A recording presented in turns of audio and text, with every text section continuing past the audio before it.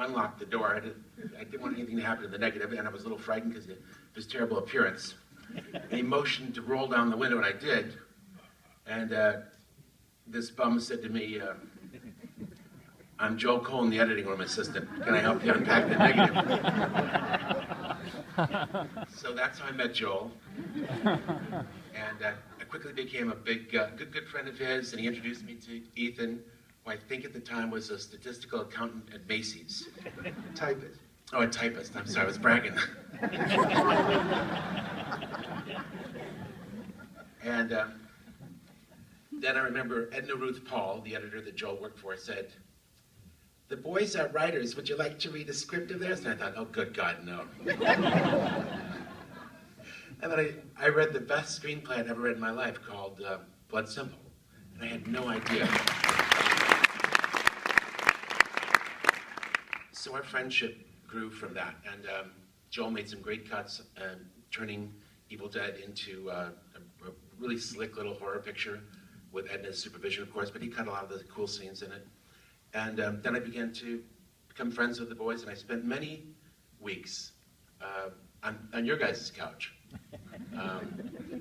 And in those weeks when we were writing together, I remember you guys turning me on to the music of Bob Marley, who I'd never heard before, and much of Bob Dylan, which I had not heard 90% of his stuff, along with a lot of other great music. And I always thought of you guys whenever I hear that music. And so Joel gave me the introduction to that music, playing on that old turntable of yours.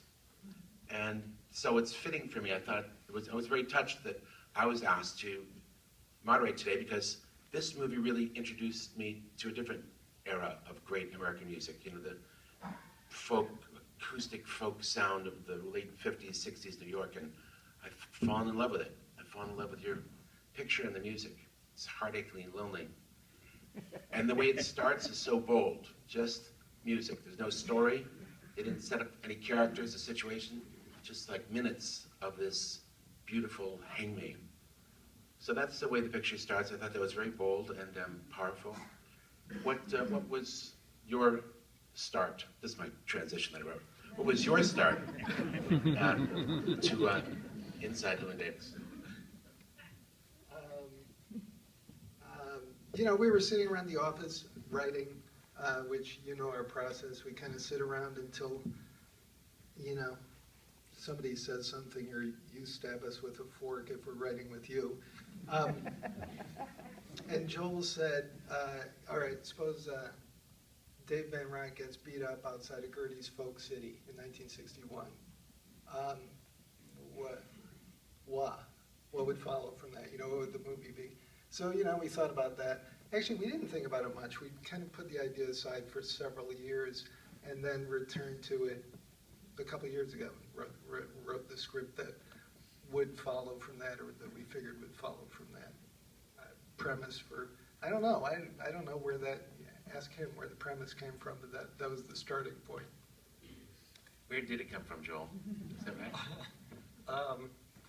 I don't know. It was this sort of, yeah, it's sort of absurd. Who would beat up a folk singer? Was sort of